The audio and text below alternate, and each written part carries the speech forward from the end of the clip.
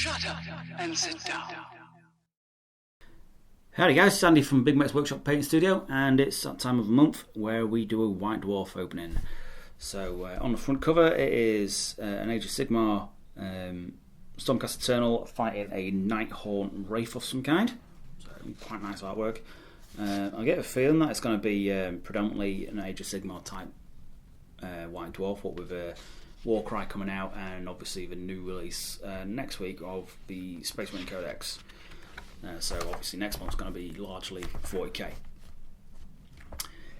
So let's get right into it. And on the contents we have got the usual suspects, a bit of Age of Sigmar, a bit of 40k. This month's also got some the Golden Demon entries. This is the Winners Challenge. So you're going to get some of the best guys painting some really cool stuff with their own within a challenge sort of idea. So okay, let's get right into it then. So contact from the fans. It's good to see, as always, the fans getting their models entered into the White Dwarf, so it's nice to see that. I do like seeing random people's models out there. Let's see, Painting Blood. We journeyed deep into Realm of Chaos to find him, but it was easy enough to track down. We just followed the trail of discussion. Here's how he painted his Khorne Demon army. Sprayed with Mephiston Red, washed in Norn oil, says Simon. Next, I layered the skin with Mephiston Red, followed by a light dry brush of Trollslayer Orange on the raised nodules for the glossy effect. I coated the skin with Blood for the Blood God, and that is talking about this huge Khorne Demon and / Warriors army. I do like this Grandmaster Voldus, really nice paint job. So nice one there, Daniel. And models of the month is an undead Blood Bowl team, including a ghost eating popcorn, which is really kind of cool. Beautiful models, lovely conversion. The Nighthaunt models are really nice anyway, but switching them up to become a kind of a cool Blood Bowl team is a nice idea. I do like that. So Phil Kelly talks about the locations in Warhammer and the Warhammer Worlds. So this time it's just talking how they go about developing the realms in Age of Sigmar. So on to actual Age of Sigmar stuff. Jervis Thompson's got some developer and designer commentaries. So you get a bit more of a fresh idea of what's intended with certain rules. Of course, there's often a few grey areas in the rule making of things. So that's a fair section. So now it's the Tome Celestial, which is the Semper Eternals. This is a discussion about a specific Stormcast Eternal faction based in one of the realms of death, I believe. I think they seem to have a specialisation in fighting undead. So they wear black. So these are black-clad warriors. Nice looking army, actually. So once we get a bit further in, even the Celestant Prime has got the standard skull motif on his face. So it's really dark imagery on these guys. Obviously, talking about the individual characters throughout that chamber, including the organisation of the actual chamber itself.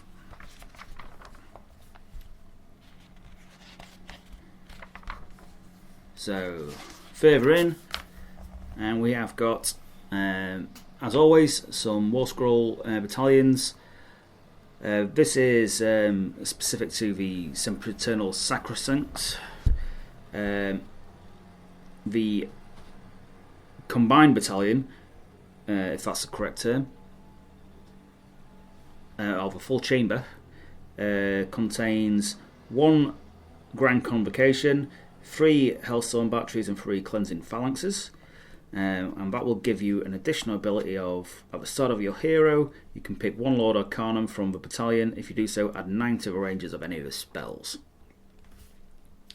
The Grand Convention adds 2 unbinding rolls for wizards from this battalion whilst they are within 9 inches, also wholly within 9 inches of 2 or more other wizards from the same battalion. So I'm guessing unbindings dispels. Or deny the witches, depending what system you play. The Hailstorm Battery, Deadly Hail, you can reroll wounds rolls of 1 for attacks made with missile weapons by units from this battalion if they are wholly within 12 inches of the Lord Ordinator from the same battalion. Kinda handy. And the Cleansing Phalanx, if a unit of Evocators from this battalion successfully casts their Empower spell on a unit of Sequesters from the battalion, the spell is not unbound.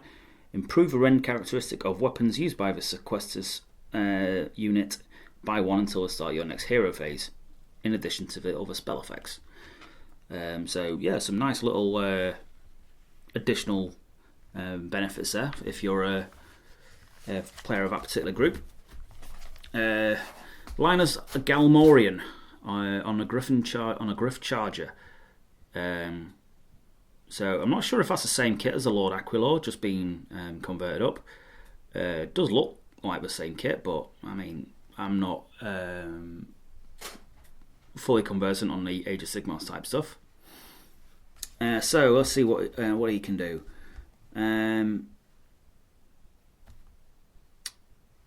Let's see. If his Ethereal Strike, if an unmodified hit made for with a Griff Charger's Razor Beak and Claws is 6, inflicts mortal wounds. Cycle of the Storm, once per turn. When a friendly Stormcast Eternal model is within 18 inches of this model, instead of removing the slain model, you can heal 1 wound allocated to it. This model cannot use the ability on itself. Ride the Wind's Aetheric. In your movement phase, this model can ride the Wind's Aetheric instead of moving normally.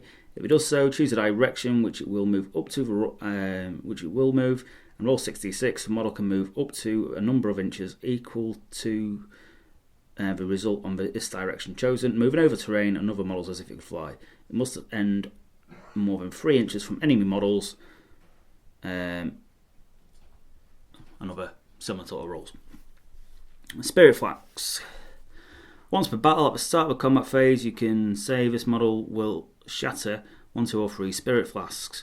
If you do so, each enemy unit within 3 inches of this model suffers mortal wounds for each Spirit Flask that was shattered. Units within 3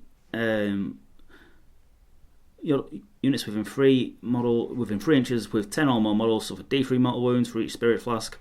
Allocate the mortal wounds from this model last of all after allocating them to any other units affected. So yeah, that affects friend or foe, so yeah, that's why you have to get to choose how many flasks you break. Shield of Pain Knight, you can reroll save rolls of 1 for attacks made with missile weapons against a target that target this model or any friends, any friendly Andals of a Held and Hammer holy units wholly within 12 of this model. That's a little bit defensive. It's also got a couple of spells and a command ability. You can use this command ability at the start of a combat phase. If you do so until the end of the phase, add 1 to hits made by friendly Andals of Held and Hammer units while they are wholly within 12. So, yeah, that sounds pretty good to me.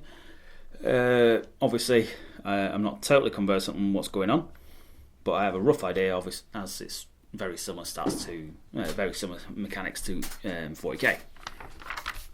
So Paint Splatter,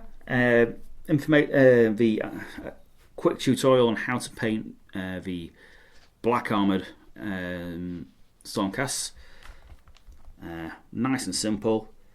Doing the standard GW edge highlighting method, so you just get a nice quality finish, but it's also fairly easy.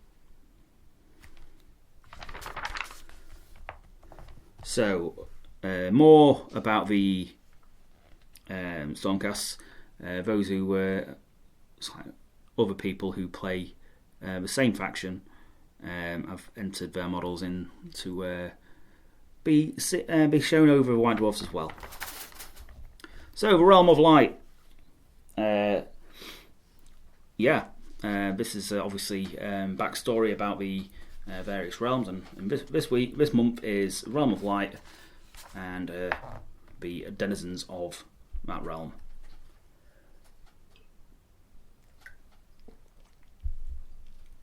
So, quick bit of paint splatter on bases, or even the eternal spells. How to get a nice, interesting effect on how to paint their various gadgets. A couple of model conversions. This dude looks like he's fairly stuck, but they've given him some kind of weird little Necron-y bit to just give him a bit more information, a bit of a style going on. And they've replaced his fur with crystals, which is kind of cool.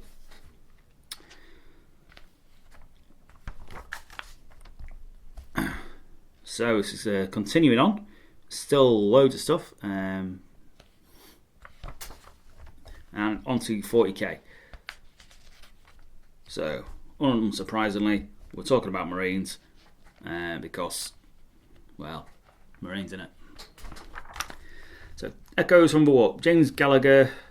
This month, Rob Cruddis has been dragged into the Immaterium after rolling a double six and suffering perils of the warp. Whilst he battles his way back into real space, following games developer James Gallagher has stepped up to talk about narrative battles and how a compelling story can add extra dimension to 40k. So this is about how to bring narrative battles into the game more. So it's not something what I've spent a lot of time doing is narrative battles, and it's really something I should look into because that's the sort of style of play I really do enjoy. The Tale of Four Warlords. So we have got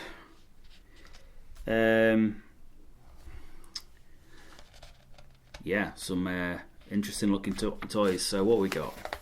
The Four Armed is Forewarned. So Gene Stealer Cult again. This is Sam Pearson's army, Gene Stealer Cult. It's not something I've ever actually played against. Anybody who's regular opponents of Gene Stealer Cult, hit me up in the message.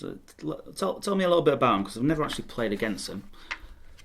And obviously, can't have a 40k without Chaos Marines, with a few small knights as well.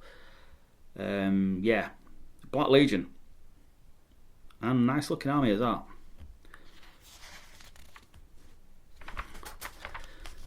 And Death Guard by Mark Bedford. So can't go wrong with seeing Death Guard on the table. It's also nice to see that we've gone very similar to the traditional pre-heresy colours, although their green is a lot brighter than you would normally use. And Raven Guard. So got the new big toy as well. I came up against one of them and they are quite fearsome. Their ability to shoot twice is unpleasant. So, with a recent edition of the Chaos Knights books, clearly they felt the urge to show us some of the Chaos Knights what are knocking about as well. That is cool, because I really do like the new Chaos Knight kits. The reverse knees look great.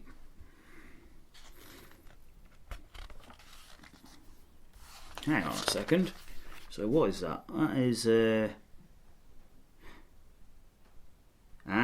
So what this guy done on the Tyrant, I forget what class it is, has used some of the older kits from various Chaos Predators and things for barrel ends, which looks really cool, and has changed the head of the is it the harpoon weapon for something from the Forge Fiend to make it look a bit more interesting as well. So that's a nice touch. So further in, and we've got some heavily converted knights here.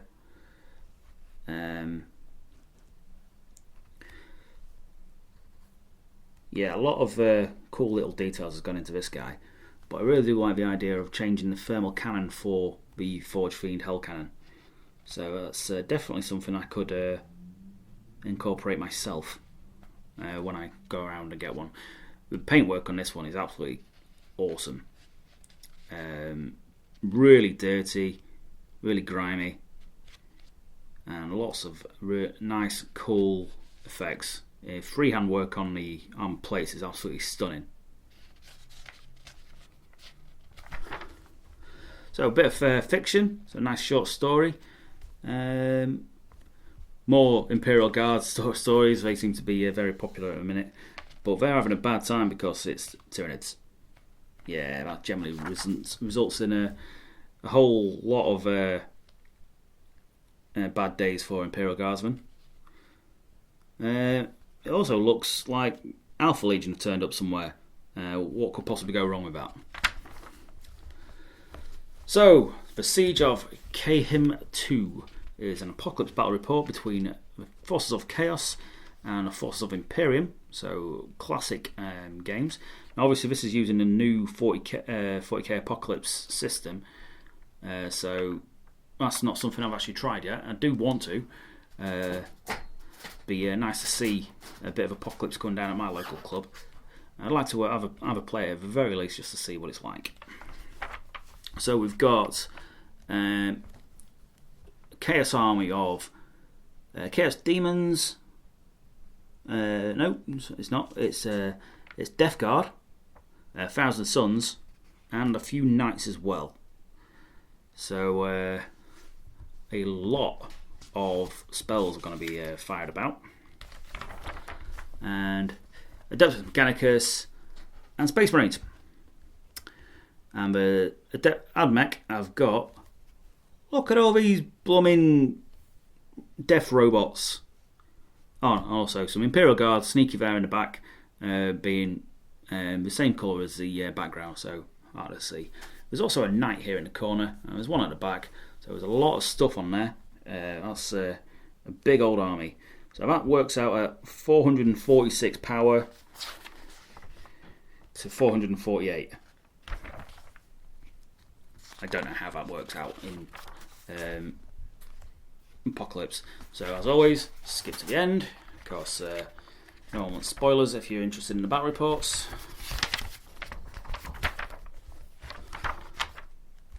So, someone's made the Nemdegas Forge, which is the one from Vigilus. A nice bit of story in Vigilus Ablaze about this particular Hell Forge. And they've gone and made it at Warhammer World, I guess. And it is impressive. Yeah, that's a lot of stuff running about.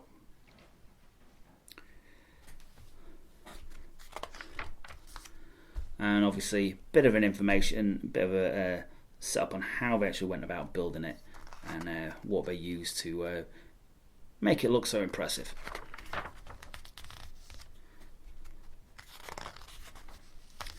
So this is the Golden Demon Winners Challenge. So all these are little one-off conversions and dioramas made for this specific entry. It's an invitational, so you have to have at least got a bronze in the Golden Demon Awards. So you're talking some absolutely incredible stuff.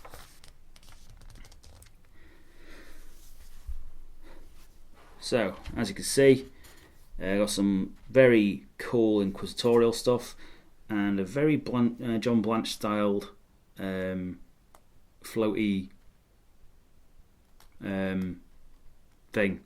I'm not sure what it's meant to be, but yeah, it's very disturbing. I do like that. Very grimdark. I like the style on it. So we've got a Sister Silence. Looks like it's dealing with a rogue psyker. With his eyes melting by the looks of things. Yeah, that looks unpleasant. And we have some of the great heroes of the Imperium all together. A Death Watch Marine, Grey Knight, and a looks like a Gemini, all hanging around being suitably impressive.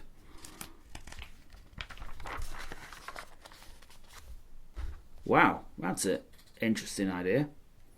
That's a very interesting style of paintwork on that. Very gritty, with these bright patches for the greens. Really stand out against it. Interesting. So we've got the Changeling fighting some Deathwatch. Really nice base. I like the floating base look.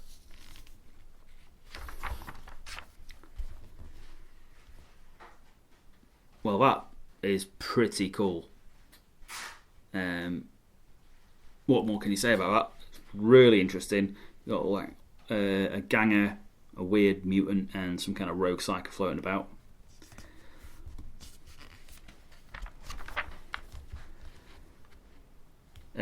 A random Imperial Guardsman looks like he's going to have a really bad day.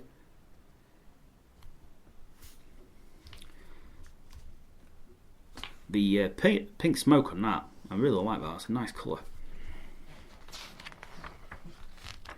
So we've got some word bearers doing demony summony things, which is pretty much how they roll. Celestine fighting a trio of Thousand Sun sorcerers, which is Vince Venturella, who's also he's done some absolutely stonking stuff.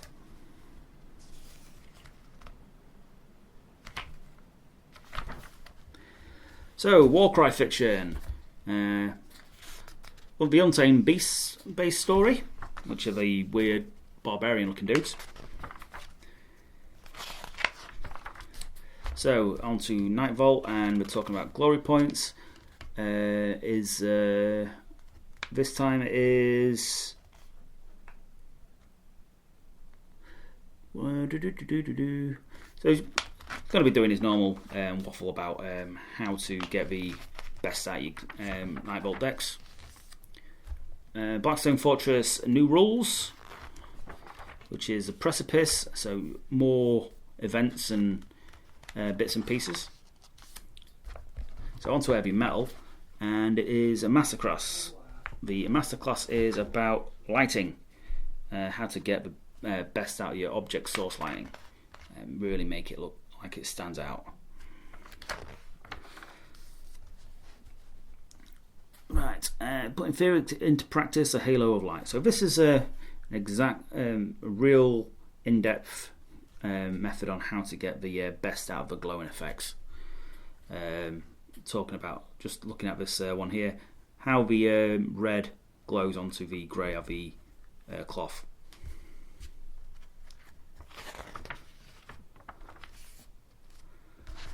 And as you can see, how he's developed the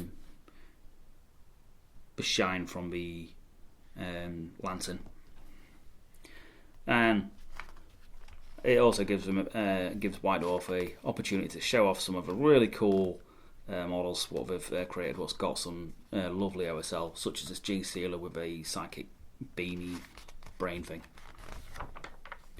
So Blood Bowl Grand Final. And it was a Orc team and a Skaven team. And finally, talking about the bits what's going off in the studios and around at Warhammer World, including obviously some lovely models. What I'm knocking about, that Battle Fortress is awesome. I'm going to have to show that to Dodge. I think he'd really like to see that. A very, very nice Eldar Wraith Knight. Really cool pose. And of course, as always, a few Imperial Knights knocking about just because they're cool. So there you are. That is this month's White Dwarf. Next month is, as has already been, as you're already probably aware, Primaris Dark Angels. So let's have a think about who's going to be in that one. As Azrael decided he's going to cross the Rubicon, eh? So there you are. This September's White Dwarf. I think the people most going to benefit is the Age of Sigmar players, but although there's a bit out there for everyone, as always. Of course, we've got some thank yous to make. So huge thank yous to the Orc Boys, Matt, Ludwig Hofbauer, Warren, Dwart, Kit Lindquist, Acmus of Dawn, and Mark. Obviously, as always, you're our top paying Patreon, so thank you very much for that. If you want to check out the Outpost, there's a link in the description where you can get discount models at brand new models as well. Really good guys, a really friendly outfit. If you do use them, please use our activation code. We get store credit as well. It really helps us out. And also, thank you to you guys for watching. I hope you enjoyed this sort of video. We do this every month for White Dwarf reviews, and also, as always, we will go back to our regular features of painting tutorials as well.